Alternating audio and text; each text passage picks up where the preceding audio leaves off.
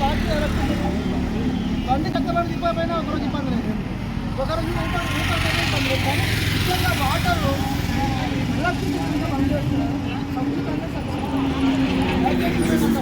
ఖచ్చితంగా వాటర్ వాటర్లో ఎలక్ట్రిసిటీ బంద్ చేస్తే మనకు ఖచ్చితంగా లాస్ అవుతుంది. ఇది ఇంకొకటి అందరూ ఐక్యత రావడానికి ప్రోగ్రామ్ ఒక 4 రోజులు ముందులాగానే పని చేసుకొని ముందుకు రావాలి. ఎందుకంటే వాట్సాప్ ఉన్నోళ్ళు ఉన్నారు, లేని వాళ్ళు ఉన్నారు. మన వాట్సాప్ చేస్తే వాళ్ళకి చదువు రాదు, వాయిస్ ఇన్ఫెక్షన్ విధంగా వాళ్ళు కూడా ఉన్నారు. దయచేసి అందరూ కూడా రావాలి, అందరూ కూడా రావడానికి ప్రయత్నం చేయాలి. నేనంటే మా మండలిలో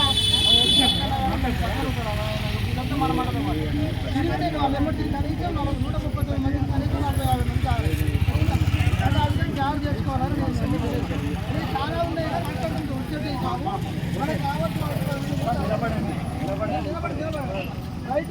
నేను ఏమంటారంటే మనం తర్వాత సందర్భంగా ఫోన్ చేయండి, మాట్లాడుకున్నాము. బుద్ధి మాత్రమే చెప్పాలి, చాలా మంది చెప్పండి.